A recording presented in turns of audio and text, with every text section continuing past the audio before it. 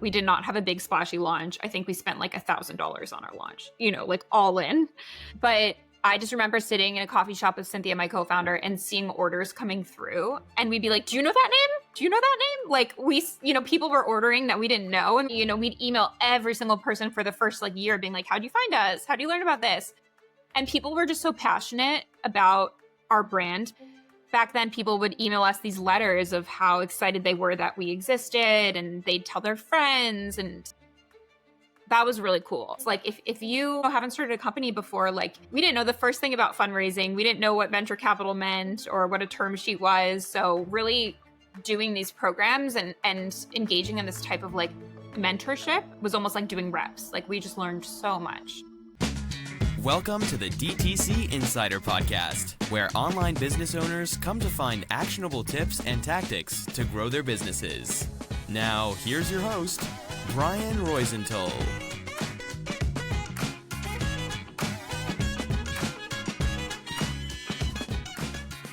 Hey, welcome to another episode of the DTC Insider podcast. I'm Brian Roisentul, your host, and today I'm super excited to chat with Jamie Norwood, the co-founder of Winx Health. Hey, Jamie, thanks for being on the pod. Hi, thank you so much for having me. I'm excited to be here. Yeah, I'm excited to have you here on the podcast too.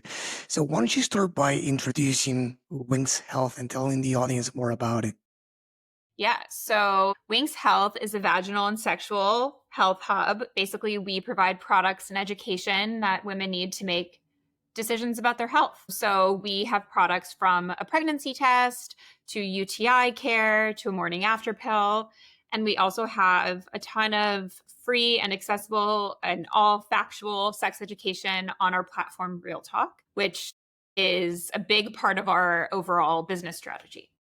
It's amazing. When did you launch the business? We launched the business in 2019. Nice year to start a business, right? Yeah. Right before the pandemic. Right before the pandemic, the world looks super different now than it did almost 6 years ago.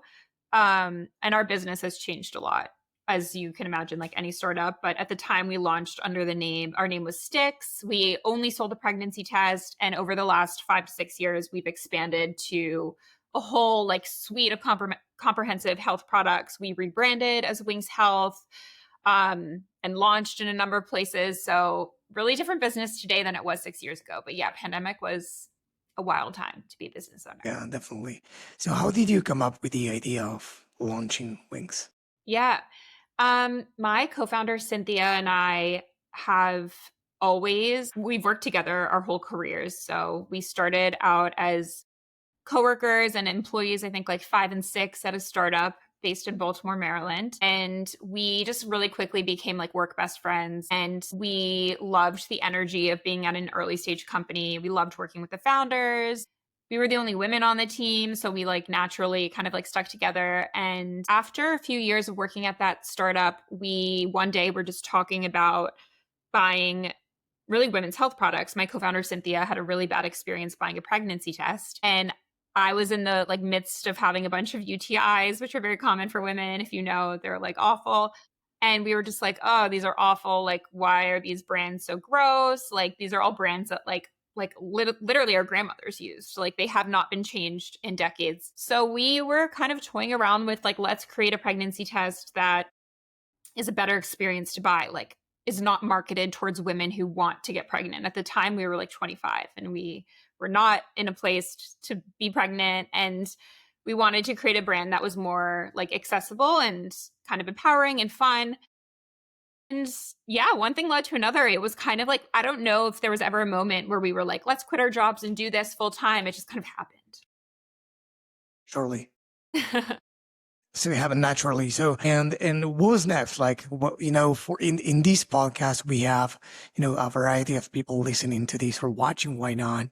And some of them are, really established, and some others are getting started or looking to start in a business. So clearly you didn't, I don't know, you didn't think of creating a coffee mug that you can import from China or something else. You were trying to, redefine a product that exists in the market. So what happened after the idea, How did you start producing the actual product? Yeah. We got really, I guess, lucky. We were part of this entrepreneurship fellowship at the time called Venture for America, and they had some programming. They did a pitch competition where you present your business idea, and there's judges. We did that. So that pitch competition really like gave us structure. Okay, how are we going to make these products? Where are they going to come from? How are we going to pay for them? How are we going to sell them? And we didn't win the pitch competition, but there was someone in the audience who came up to us after, and he introduced himself. His name is Bill Scott, and he told us he was an angel investor. He was early at PayPal, and went on to do Venmo. And he was like, I love your business idea. I think this is awesome. I think you guys have a lot of passion for this. And we asked him to get breakfast with us the next morning. And we left that breakfast with our first check. And we were like, oh my gosh, okay, Wow. let's like really do this. So I started, it's funny now because my co-founder Cynthia is the one who does all the supply chain and operations. But at the time I was like the one sourcing the product. We switched, we now cater to each other's strengths, but I found suppliers. I got samples. Our initial pregnancy test that we sold is not the pregnancy test we sell today. We've had lots of improvements, but yeah, it was all very like, in the beginning, scrappy. We were able to get samples and buy inventory because of this initial check. And that led us down this whole, like, I created our first Shopify store. This was in 2019, so buying ads was really different back then, but we did Facebook ads, we got customers. It just all happened very organically. Yeah, I think the best, or my take is that the best thing of those, pitching your product, like there are multiple benefits, even if you don't win, because I think you might not win the final prize, but you validate your idea. You need to pitch. I have interviewed here people that, pitched their products on Shark Tank or other, TV shows. And they said, my business pitch lasted, I don't know, 5 minutes, 10 minutes, and I needed to reduce it to 30 seconds or 60 seconds. Yeah. So that was a challenge in itself. And then the other is doing all the, like, I don't know if you call it like the business plan, but as you Yeah. said, knowing what comes from where and how you're actually going to execute things. So there's a lot of work that you do there that it's useful anyways. Having structure is so important, especially when it's your first time founder. Like, we also, after we did that pitch competition, and we would not be here today if we didn't have these programs, but we applied to an accelerator program in New York City, and just the act of applying to the accelerator, answering all the questions, going in for the interviews, like that got us into such good shape because it gave us a roadmap. It made us really think about our market size and do customer research and really just like engage with people who have started companies and love this. Like, if you haven't started a company before, like, we didn't know the first thing about fundraising. We didn't know what venture capital meant or what a term sheet was. So really doing these programs and engaging in this type of like mentorship was almost like doing reps. Like, we just learned so much. Yeah, exactly. So what was the moment after, you launched that you said, oh, there's product market fit. People want this. I feel like I have those moments still. The first time after we launched, probably when the day we launched, and we launched very, very bare bones early. We did not have a big splashy launch. I think we spent like $1,000 on our launch, like all in. But I just remember sitting in a coffee shop with Cynthia, my co-founder, and seeing orders coming through. And we'd be like, do you know that name? Do you know that name? Like, people were ordering that we didn't know. We'd email every single person for the first like year being like, how do you find us? How do you learn about this?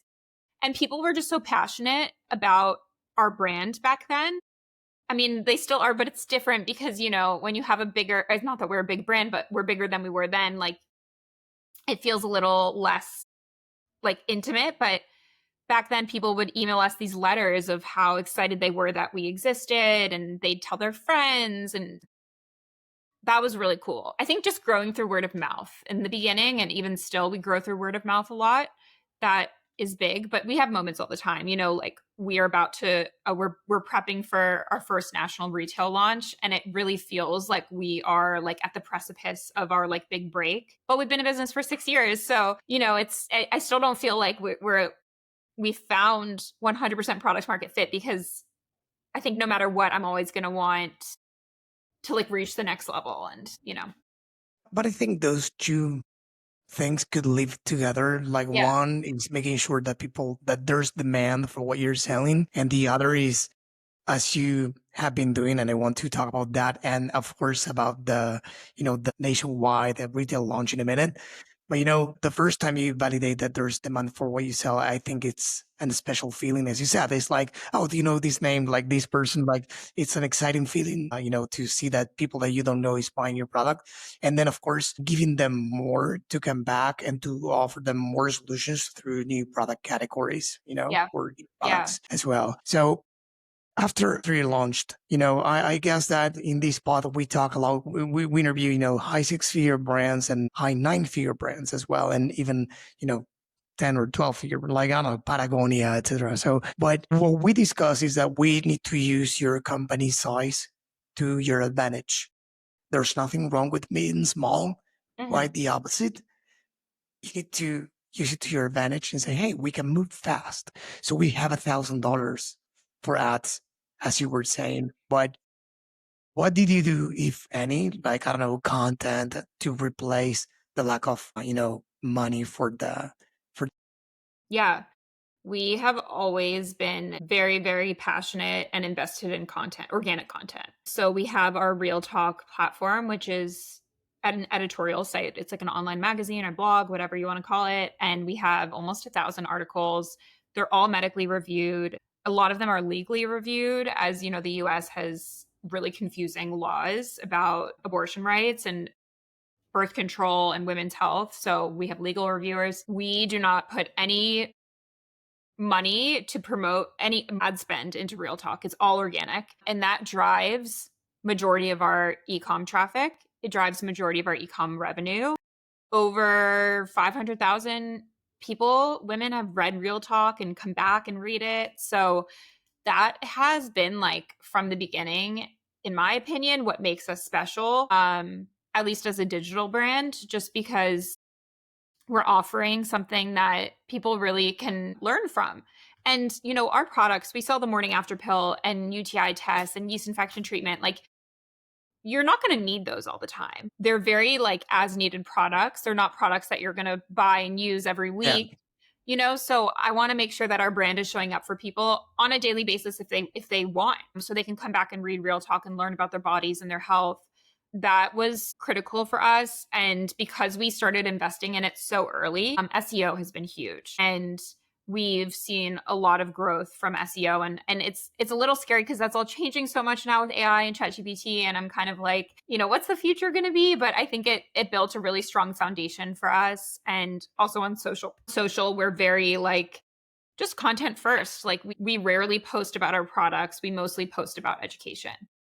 It's not normal to, at least for me, to hear a small brand investing in brand efforts and not, let's say, performance related efforts, as you guys did and currently do. So first off, congrats. And second, I wanted to ask, why did you decide to start that? Because now that you have some kind of momentum and success with that, it's easy to say, oh yeah, it was obvious when you did this, but why did you decide to create this, and how did you, agree on measuring its success, if you want to call Yeah, it some way? it's definitely a long game. Like it's not instant gratification. It can be a little like scary to be like, we're going to put so much time into this. But I think the key, honestly, is just that like we were really passionate about it. Like it was fun for us. I would write, like, we'd be working on the business, doing all the operations. And then I'd get an email from a customer that was like, what time of day should I take this pregnancy test? And I'd be like, like, we should write an article about that. Like, I bet a lot of women want to know what time of day they should be taking pregnancy tests. So I just write it. And then 6 months later, we'd see it was driving, 12,000 website visits a month from Google. So it was kind of like a slow burn. Also, we didn't have money to spend on ads. So we just were never like performance first because we just never had big budgets. We raised a seed round in 2021. And for a while, we invested heavily into Meta for performance. Like a lot of other direct-to-consumer brands, I'm sure you've had this conversation a million times. Like at first, it's amazing. And then it kind of peters out. And then you're left with like, this unscalable method to growing. And we decided at the end of 2022 or mid 2022, we were not going to spend money on performance on Meta until we really, really cracked organic growth and had a profitable business. So we were like, pause all marketing budgets. And like, I do all of our design. Greta, our marketing coordinator, makes all of our content. Like, we're a 3-person team full time still. We have a lot of contractors and people who help, and we're going to be growing. But we're very small. So we were like, let's bare bones, make a profitable business, and then we'll start to invest. And now that we have accomplished that, we're starting to spend money on Meta. Probably or probably not. You tell me this mindset, because I admire it, and I will tell you why in a minute, is a result of the mentors that you have met, because or the advisors, because as a small business, trying to avoid the shiny objects or as many as you can. Keep focus on what's working, doubling down on what you can double down, like organic content, betting on these long-term efforts is not normal, People usually chase the flashy stuff, what everybody says that works. Meta, I mean, I admit that Meta is the number one platform for most brands that I know. However, if I told you this, you still say probably, well, we haven't cracked that code yet, but we are not going to do it until we dial this or until we figure this out first. So that's amazing. I Yeah, admire that. thanks. It's challenging because, it's like really easy to compare. I look at brands all the time that launched the same year as we did or launched after we did, and they're so much bigger than we are, but our product category is very specific. We're not selling makeup or clothing that you can impulse purchase, really. Like, Right. these are medical devices and pharmaceutical products, and they're very needs based. And the main problem with these products is that there's a lack of education and awareness. And that's what we're solving first. And yeah, it's definitely a long game. Like, we're heads down, we're working on it every day. It's definitely not instant gratification. Yeah, and what I find in common with, these big brands, I know personally at least, is the fact that you try going beyond the storefront, meaning that with the hype of AI and all those automations that you can currently, leverage, and that's okay. Those are tools. Mhm. However, we shouldn't forget about the human touch, the human connections, because we need to, be involved. And what you're doing with the content, both long form and short form content, is educating your customers, is being there for them. So when they need something that you sell, they go to you and you're top of mind. And that's something that goes again beyond the storefront. What many brands that don't get to where they want to get to is they don't go beyond the storefront, meaning that they source products or they manufacture products, whatever, and then they sell them online and they lay back and wait for results. That might work for a while, but if you go the extra mile and connect with those people and realize that they might have questions that could be related to what you sell, but are more, let's say top of the funnel awareness kind, questions like the one you mentioned before. If you build for that, you are setting yourself for success. Yeah. Yeah, I think so. Yeah. So DTC, you are spending on Google to acquire customers, right? And what do you do what does your retention game look like? Because based on what you said, of course, it's not an impulse buy, but what can you do there to retain them? Is it content only or anything else? Yeah, We have comprehensive life cycle programs with email and SMS, and our content that we send out through those is I think special because it's very education based and news based. We do a lot of political news as it relates to women's health. Right. Like the election in November was a huge time for us. We had a lot of viral moments as a brand because we were really leaning in to political influencers and documenting things that are happening on the campaign trail just because the nature of our products is political in our country. Also, when it comes to retention, this is like less exciting, but we also sell supplements online and those supplements are subscription based. So we have strong subscription retention for our UTI daily supplement and our vaginal health probiotic. And a big part of our strategy is when someone has a UTI or a yeast infection, a lot of times those are recurring. And it's incredibly painful and difficult to deal with. And we sell supplements to help prevent infections. So we'll say, here's the treatment, here's the here's the test, here's the treatment, and then we also recommend that you try our supplement to avoid this happening in the future. And our reviews for the supplements are just like so incredible. I mean, that's another like moment where I feel like I see product market fit because people are like, I've had UTIs for years. I started taking this and I haven't gotten one in months. And that is really amazing to hear. So think about retention like from a product strategy, like what products can we launch to make people's lives easier? And then also like just how can we continue to engage them through education and just be there to be top of mind when these problems show up. Want to create a really strong community. Yeah, that must be pretty like very rewarding to hear, these reviews from people. I mean, even more in this, industry, that you're helping people with their health.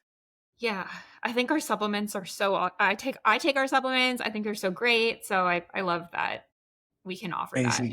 to help people So that way. let's talk about retail because DTC is amazing, but it's not the only thing that there is for brands to sell, of course, and many decide even more in the last few years. Hmm. There's I could say a trend. Of course, retail has always been there, but I noticed at least more brands talking about it, heavily. So where are you present on right now? Which retail stores? Yes. So right now we are on-demand retailers like GoPuff and DoorDash. And those are huge businesses for us, which is awesome. Like a lot of our products, when you need them now. GoPuff is super popular with college students, and that's like one of our key demographics. So we left GoPuff. We're also available on the FSA store, which is also a pretty big business. And in two regional grocers right now, Giant Grocery Stores and Hannaford, Mid-Atlantic, Northeast. And we will be launching with our first national retailer this summer. And yeah, it's kind of like all roads have kind of led us to this.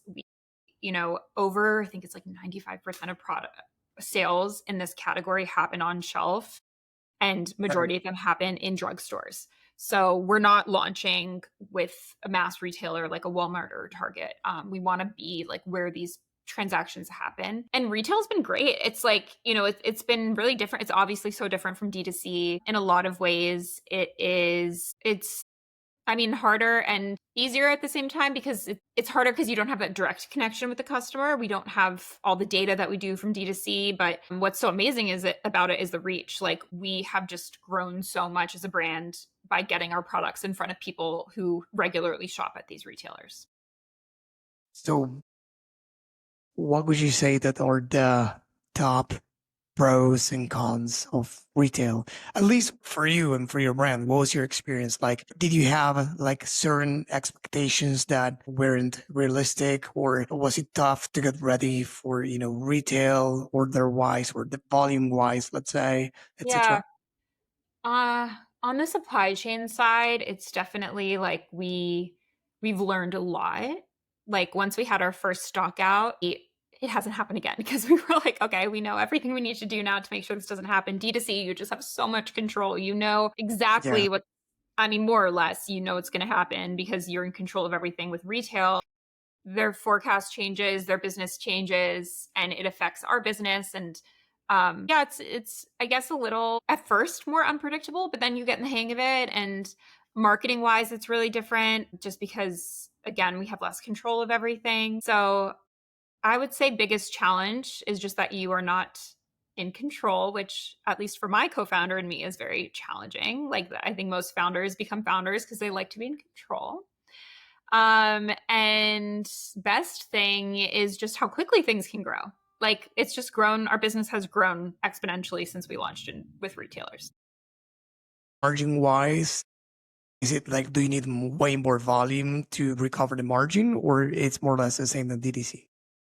For us, it's similar because we, with shipping and packaging and fees, it comes out similar. Like it's, obviously it's a much higher volume for retail. We wouldn't be able to do it if it was like a low volume, but the volume is high. So it makes more sense in a lot of cases. Do you sell different, like, I guess the nature of your product or some of your products, like the morning after pill, you must have, different hero products offline and online, right? Because if you need the morning after pill, well, until it arrives to your Yeah. home, it's too late already, right? So Yeah.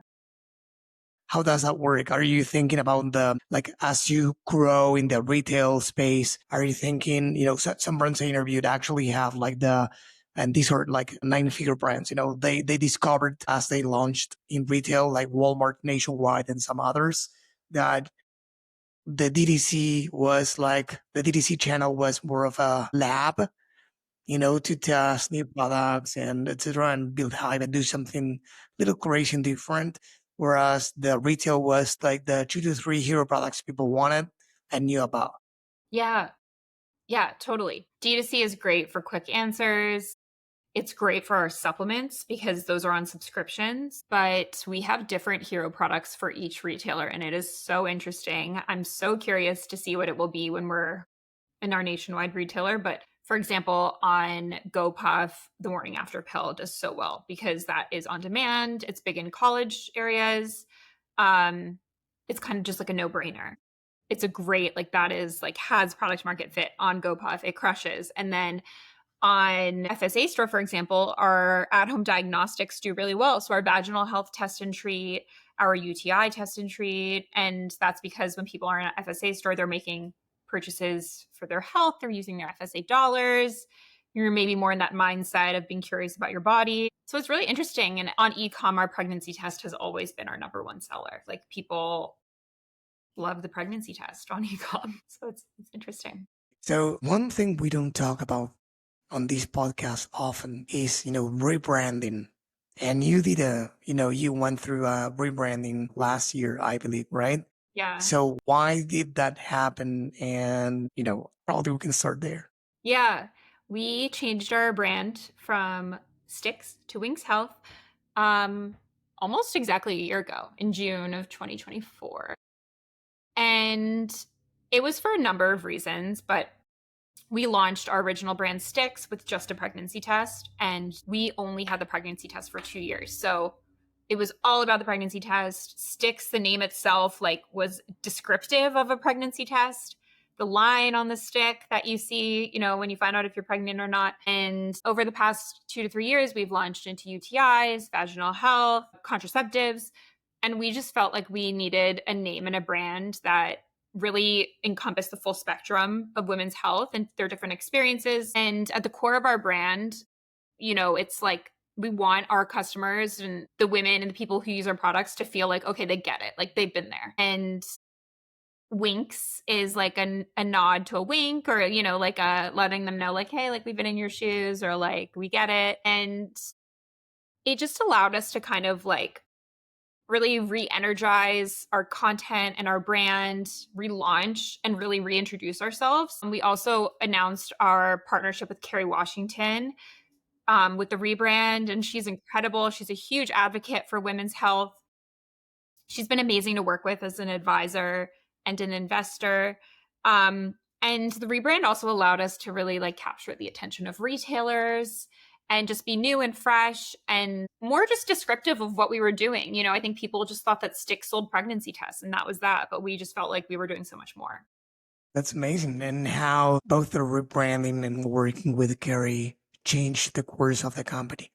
Yeah, working with Carrie's been great. It just really like I think legitimizes a lot of what we're doing because she's so well known and passionate about what we're doing, and she amplifies our work often, and that's incredible. And rebranding itself was like a huge undertaking. You know, we have 7 products. We had to do all new packaging. We had to change our website, all of our content, and we did not work with a creative agency or a marketing agency. Like we did it all ourselves. So it was, and for a number of reasons, but the main reason being is we just couldn't afford to, we got some quotes and we were like, okay, not now. I'd love to work with a creative agency for packaging in the future. If you know of any or you're listening and you like what we're doing, reach out. But we did it all super like bare bones, scrappy. I think it turned out beautifully and it really shows who we are as a brand and feels authentic. But That's amazing. Yeah, I mean, step by step, we yeah, all start at yeah, zero probably, and we take it from there. So the important thing, I guess, that you have done it well, I think, is not, you know, overspend, or spend all the money you raised in things that probably are not worth it, and keep things tight as you grow. So I think that everything has its moment, its time and its place. So I think that's great. Anything that you wished that you have, done sooner, that you regret now, or anything that you still want to do this year that is not in the roadmap for some reason?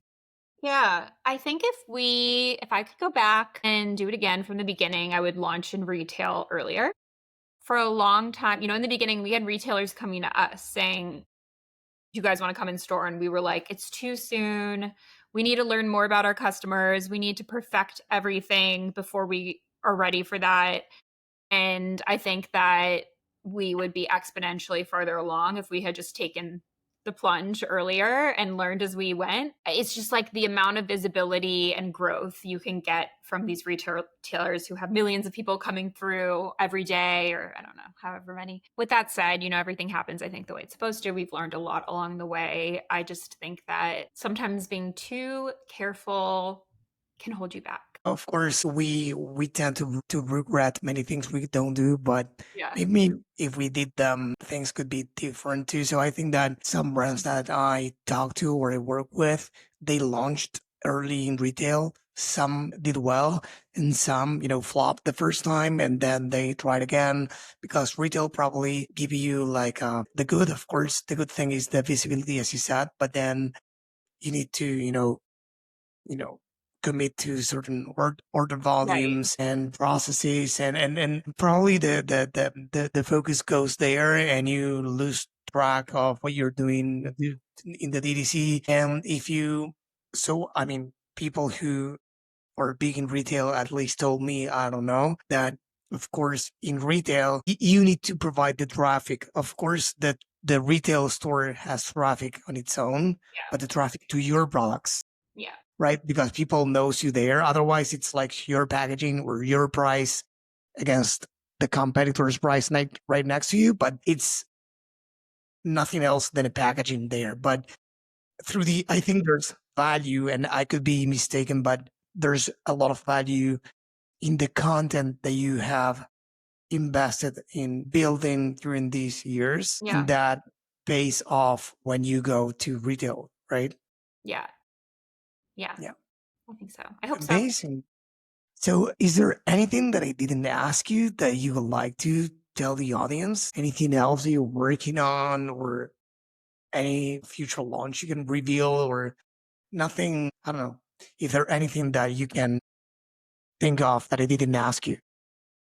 Yeah. We haven't talked about our morning after pill donation bank. And that's just also been a big part of our brand to date is we've donated over 30,000 doses of the morning after pill since we launched. Wow. We've gotten very politically active about the morning after pill and making sure that people know that it's safe and it's legal in all 50 states. So that has been huge for the brand because one, we're very passionate about it and we think it's the right thing to do. But two, it's gotten us a lot of impressions and a lot of people have learned about our brand because of that work and are more likely to share it with their friends. And a lot of people, especially in today's political landscape, want to do something that they feel is making a difference. And by donating a dose of emergency contraception, that's a very tangible thing you can do to make someone's life better. That's a really big I part know of, about that. So thank yeah. God I asked. Yeah, I was like, I couldn't remember. I was like, have we talked about that? But I don't think we did. So yeah, that's one thing that we love to share and make sure people know about. Where are you donating them to? So anyone can redeem a dose, and that's something that we've been very, very like firm about and passionate. How does that work? Like online on the website or what? Yeah, there's a couple ways. The main way is that we work with partner organizations. So abortion funds, like I'm trying to think of one specific example. We've worked with politicians before that are on the campaign trail, but that's one way. On a more macro basis, we're sending out large scale donations. Yeah. Another way is that anyone can redeem one. So you can literally go to our site and redeem a dose of emergency contraception. We'll send it to you for free, no questions asked. And the reason being for that is we want it to be accessible to anyone who needs it. And it's a bit of like good faith because, obviously it could be anyone can redeem it, but we like lay it all out there and say, if you need this, we have you covered. No questions asked. We don't want people feel like they have to like prove themselves to redeem it. And how many of those do you get per month, more or less? Do you get a lot? It it varies. Some months we only get like a handful, like a dozen, and then other months after the election we got thousands. So it varies, but it's been a really awesome way to connect with the community. And on the flip side, anyone can donate a dose. So we have like a bank. It's like, at all times we have a certain number that are available. When it runs out, when we get more donations, it refills, stuff like that. That's amazing. Before you go, I wanted to ask you, it's something that we started, a few seasons ago, and it's, if you have a book to recommend to the audience that you love, and if it's not a book, it could be a person, a mentor, someone you admire, who has helped you in your career, or someone you want to give a shout out to. If it's a book, we'll add the book to the list of books we put together every single year. Otherwise, we can give a shout out to someone that helped you in your career as well. Trying to think of a book. I've been listening to more podcasts than than reading business books. Yeah, And in the podcast too. beginning, If you don't remember, but you have yeah, a few that you love and don't remember the yeah, name, you can tell me I'll email after, you. and I can add them to the show notes. So for everyone listening to this, of course, you can find the show notes at the DTCinsider.com. Once you find the episode, you will see of course, the website, social handles, as well as the book. If you give me a book, otherwise you can be the shout out to this person. Yeah. That's all I think. So where can people go to learn more about you personally? I know the website will be, of course, on the show notes, but about you, where can they go? Are you active on any social media? Me personally versus the brand. Well, I'm not very active on social media. So me personally, you'll have more fun following the brand. I think I'm private on everything and I barely post, but Winx Health, we're WINX Health on Instagram and TikTok, and our website is hellowinx.com. And I should probably start posting personal things, but I just don't. It's tough, but this is the era of personal brands. So Yeah, I yeah, I know. think I gotta do it. I yeah, do the all the day branding. only has 24 hours. I know. I do all the branding for Winx, and when it comes to myself, I'm just so uninterested. I'm like, why would anyone care about that?